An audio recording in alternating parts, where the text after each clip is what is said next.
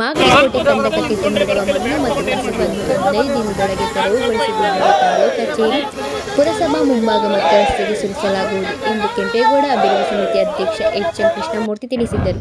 ಚಕ್ರುಬಾವಿ ಮಠದ ಶ್ರೀ ಸಿದ್ಧಲಿಂಗ ಸ್ವಾಮೀಜಿ, ಹರಿಶಂಕರ ಮಠದ ಸಿದ್ದರಾಮ ಶ್ರೀ ಚೈತನ್ಯ ಸ್ವಾಮೀಜಿ, ಇತಿಹಾಸ ಸಂಶೋಧಕ ಡಾಕ್ಟರ್ ಶೇಖ್ ಮಸ್ತಾನ್, ಮೋಹನ್, ಎನ್ಇಎಸ್ ಆನಂದ್, ದೊಡ್ಡಿಗೋಪಿ, ರೈತ ಸಂಘದ ತಾಲೂಕಾಧ್ಯಕ್ಷ ದೋಸಪಳ್ಳಿಯ ಲೋಕೇಶ್, ಯುವ ಘಟಕದ ತಾಲೂಕಾಧ್ಯಕ್ಷದ ರವಿಕುಮಾರ್, ಕಾರ್ಯದರ್ಶಿ ಕಾಂತರಾಜು, ಕನ್ನಡ ಪರ ಸಂಘಟನೆಗಳ ಪದಾಧಿಕಾರಿಗಳು ಮತ್ತು ಇನ್ನು ಮುಂತಾದವರಿದ್ದರು.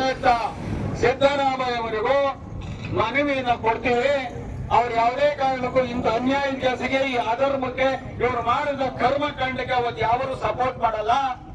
ಆ ವಿಷಯ ಅವ್ರಿಗೆ ಗೊತ್ತಾದ್ರೆ ಇಲ್ಲಿರೋ ಎಷ್ಟು ಜನ ಹೋಗಿದ್ರು ಅವರು ಹೋಗಿದ್ದಾರೆ ನನಗೆ ಗೊತ್ತಿದೆ. ಆದ್ರೆ ಇದೆಲ್ಲವನ್ನ ಹಾಳು ಮಾಡಲಿಕ್ಕೆ ಪ್ರಥಮವಾಗಿ ರಾಜಕಾರಣಕ್ಕಿಂತ ಬದಲು ಪುರಸಭೆಯ ಅಧಿಕಾರಿಗಳಿರಲ್ಲ, ಆ ಬೇವರ್ಸಿಗಳು ಸರಿ ಹೋಗ್ಬೇಕು. ಈ ಬೇವರ್ಸಿಗಳು ಸರಿಯೋದೆ ಮಾವಿನ ಕಣ್ಣಿಗಿರ್ತದೆ. ಕಾಸು ಹತ್ತಕ್ಬೇಕು, ಕೋಟೆ ಇರಕ್ಬೇಕು, ಪ್ರೋಗ್ರಾಮ್ ಮಾಡಕ್ ಬೇಕು, ನಿಮಗೆ ಗಾಡಿ ನಿಲ್ಸಕ್ಬೇಕು, ಮುಚ್ಚಕ್ಕೂ ಬೇಕಾ? ನಿಮಗೆ ನಾಚಿಕೆ ಆಗಲ್ವಾ? 2 ರೂಪಾಯಿ ಕೇಳ್ತೀರಾ ಅಂದ್ರೆ ನಿಮಗೆ ನಾಚಿಕೆ ಆಗಲ್ಲ? ಜನ್ಮಕ್ಕೆ ನಾಚಿಕೆ ಆಗ್ಬೇಕು. ಯಾವತ್ತು ನಾವು ಯಾರಿಗೂ ಎದುರ್ಕೊಂಡು ಬಾಳ್ಬೇಡಿ, ನಿಮ್ಮ ಆತ್ಮಸಾಕ್ಷಿಗೆ ಬಾಳಿ, ನಿಮ್ಮ ಆತ್ಮಸಾಕ್ಷಿಗೆ ವಿರುದ್ಧವಾಗಿ ಬಾಳ್ಬೇಡಿ.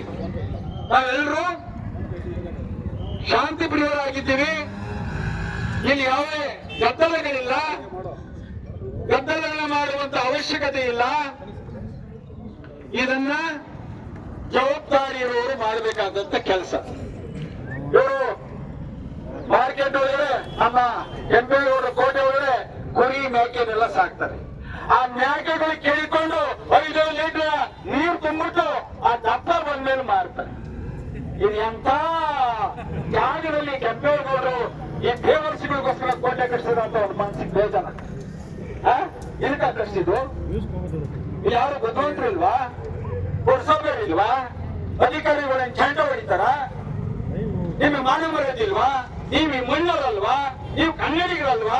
ಇತಿಹಾಸ ಗೊತ್ತಿಲ್ವಾ? ನೀವು ಓದಿಲ್ವಾ? ನಿಮ್ಮ ಚರ್ಮಕ್ಕೆ ನಾಚಿಕೆ ಆಗಲ್ವಾ? ಇವತ್ತಾರು ಶ್ರದ್ಧೆಯಿಂದ ಇತಿಹಾಸವನ್ನು ಉಳಿಸ್ಕೊಳ್ಳಿ ಗಮನ ಹರಿಸಿ. ಇನ್ನು ರೋಡಲ್ಲಿ, ಬೀದಿಲಿ, ಕರ್ನಾಟಕ ರಾಜ್ಯದಲ್ಲಿ ಕಟೌಟ್ ಹಾಕಿ ಯಾವತ್ತು ಕಣ್ಣರಿಯದಂತ ಒಂದು ಪ್ರತಿಭಟನೆಯನ್ನು ಮಾಡಲಿಕ್ಕೆ ನಾನು ತಯಾರಾಗ್ತೀನಿ. ಹಿಂದೆ ಒಂದು ಸಾರಿ ನಾನು ಮಾಡಿದ್ದೆ. 10,000 ಜನ ಹಾಕೊಂಡು ಮಾಗಡಿಯಲ್ಲಿ ನಾನು ಆ ದಕ್ಷತೆಯನ್ನು ತೋರಿಸಿ ನನ್ನ ಪ್ರಯತ್ನವನ್ನು ಮಾಡಿದ್ದೀನಿ. ಮೋಸ ಮಾಡಿ ಜೈಲಿಗೆ ಕಳಿಸ್ಬಿಟ್ಟು ನೀವು ಕೋಟೆ ಮುಚ್ಚಾಟಿಗೆ ನೀವು ದೊಡ್ಡ ಸಾಧನೆ ಅಂತ ತಿಳ್ಕೊಬೇಡಿ. ಇತಿಹಾಸನ ಅಳಿಸಲಿಕ್ಕೆ ನಿಮ್ಮಿಂದ, ನಮ್ಮಿಂದ, ಯಾರಿಂದಲೂ ಸಾಧ್ಯವಿಲ್ಲ. ಅದು ಸನಾತನ ಧರ್ಮದ ಬುನಾದಿ ಸದಾಕಾಲ. ಅದಕ್ಕೆ ಒಂದು ಶಕ್ತಿ ಇದೆ. ಧರ್ಮ ಗೆದ್ದೇ ಗೆಲ್ತದೆ, ಅಧರ್ಮ ಸೋಲ್ತದೆ. ನೀವೇನೇ ಅಹಂಕಾರ, ಅಧಿಕಾರ, ದೌರ್ಜನ್ಯ, ದಬ್ಬಾಳಿಕೆ ನೀವೇನೇ ಮಾಡಿ, ಕೊನೆಗೆ ನೀವು ಕಾಲ್ ಕೆಳಗಡೆ ಗೊತ್ತೇ.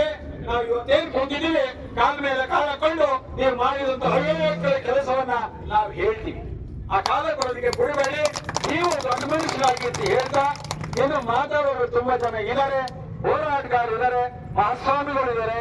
ಹಾಗಾಗಿ ತಮ್ಮೆಲ್ಲರಿಗೂ ನಾನು ಎಲ್ಲರೂ ಮಾತಾಡಿದ ಮೇಲೆ ಮಾತಾಡಬೇಕು ಅಂದೆ. ಹಾಗಾಗಿ ನಿಮ್ಮ ಸ್ವಾಮೀಜಿಯವರು ತಡವಾದಾಗ ನನ್ನ ಭಾಷಣವನ್ನೇ ಪ್ರಾರಂಭ ಮಾಡಿದ್ದೀನಿ. ಈಗ ಜ್ಯೋತಿಯನ್ನ ಬೆಳಗಿಸಿ ಮತ್ತೆ ಹೋರಾಟಗಾರರು ಇಲ್ಲೆಲ್ಲ ಕೂತಿರೋ ಹೋರಾಟ, ಒಂದೊಂದು ಸಂಘ ಸಂಸ್ಥೆ ಹೋರಾಟಗಾರರು. ಅದಕ್ಕೆ ಹೇಳಿ ಇಲ್ಲ, ನಾವು ದೊಡ್ಡ ಪ್ರಮಾಣದಲ್ಲಿ ಮಾಡಬೇಕು ಅಂದಾಗ ಬೇಡ, ಸಾಂಕೇತಿಕ ಮಾಡೋಣ. ಇಲ್ಲಿ ಯಾರಿಗೂ ಶತ್ರುತ್ವ ಇಲ್ಲ, ಮಿತ್ರತ್ವ ಬಳಸ್ಕೊಳ್ಳೋದಕ್ಕೆ ನಾವು ಪ್ರಯತ್ನವನ್ನ ಮಾಡೋಣ. ಆಗಿಲ್ಲ ಅನ್ನೋ ಪಕ್ಷದಲ್ಲಿ ಜಗತ್ ಜಾಹೀರಾಗ್ತದೆ. ಈ ಕಸ ಎಲ್ಲ ನಮ್ಮ ತಹಸೀಲ್ದಾರ್ ಆಫೀಸ್ ಮುಂಭಾಗ, ಪುರಸಭೆಯ ಮುಂಭಾಗ, ರಸ್ತೆಯಲ್ಲಿ ಕಸವನ್ನ ತುಂಬಿ ನಾವು ಪ್ರತಿಭಟನೆಯನ್ನ ಮಾಡ್ತೀವಿ. ನೀವು ಮಾಡಬೇಕಾಗಿರೋದು ಒಂದೇ, ಅಧಿಕಾರವನ್ನು ಬಳಸಿಕೊಂಡು ತೊಂದರೆಯನ್ನು ಕೊಡಬಹುದು, ನೀವು ಕೇಸ್ ಹಾಕ್ಸ್ಬೋದು. ಅದಕ್ಕೆಲ್ಲ ಜಗ್ಗೋ ಮಗ ನಾನಲ್ಲ. ನಾವು ಕನ್ನಡಿಗರು ಯಾರು ಜಗ್ಗುವಂತ ಮನಸ್ತಾಪ ನಮ್ಮಲ್ಲಿ ಇಲ್ಲ. ನಾವೆಲ್ಲ ಒಂದೇ ಮಾತಾಡುವಂತ ಶಕ್ತಿಯನ್ನು ತುಂಬಿರೋರು ಕನ್ನಡಿಗರು.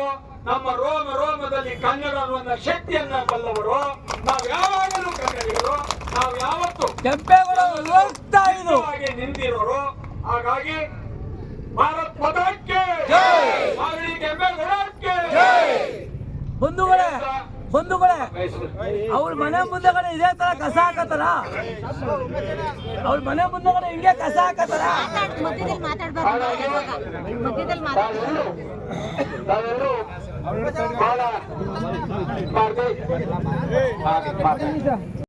ಕಕ್ಕಿಸ್ತಿಲ್ಲ ಗೊತ್ತಿರಲ್ರಿ. ಈ ಕೆಂಪೇಗೌಡ ಕನ್ನಡದಲ್ಲಿ ಮಾರೋ ಕೂಲಿ ಕಾರ್ಮಿಕರಲ್ಲಿ 4 ಆಣೆ 10 ಆಣೆ 1 ರೂಪಾಯಿ 20 ರೂಪಾಯಿ 50 ರೂಪಾಯಿ ಇಸ್ಕೊತಿದ್ದೀರಲ್ಲ, ನಿಮ್ ಜನ್ಮಕ್ ನಾಚಿಕೆ ಆಗ್ಬೇಕಲ್ರಿ, ನಾಚಿಕೆ ಆಗ್ಬೇಕ್ರಿ. ಕೆಂಪೇಗೌಡರು ಕಟ್ಟಿದ್ದು ಭಿಕ್ಷೆ ಮಾಡ್ತೀನಿ ಅಂತಲ್ಲ, ದುಡಿಸ್ತೀನಿ, ಕೆರೆ ಕಟ್ಟೆ ಕಟ್ಟಿ ಹಸಿದು ಬಂದವರಿಗೆ ಅನ್ನ ಹಾಕಿ ಬಂದಂತವರಿಗೆ ಒಂದು ಜಾಗವನ್ನ ಕೊಡಿ, ನಮ್ಮ ನೆಲದಲ್ಲಿ ಊಟ ಮಾಡಿ ನೆಮ್ಮದಿಯ ಜೀವನವನ್ನ ಮಾಡಬೇಕು, ಒಕ್ಕಲತನದ ಮಕ್ಕಳು ಕೊಳಗೈ ದಾನಿಯಾಗಬೇಕು ಅಂತ ಮಾಡಿದಂತ ಒಂದು ಪುಣ್ಯ ಭೂಮಿಯಲ್ಲಿ ಏನು ಒಂದು ಚೀಟಿ ಇಲ್ಲ, ಹೇಳೋರಿಲ್ಲ, ಹೇಳೋರಿಲ್ಲ. ನಿಮ್ಮೇನ್ ಮಾಡಿದ್ರು 2 ರೂಪಾಯಿ ಇಸ್ಕೊಂಡ್ ತಿಂತೀರಿ ಅಂದ್ರೆ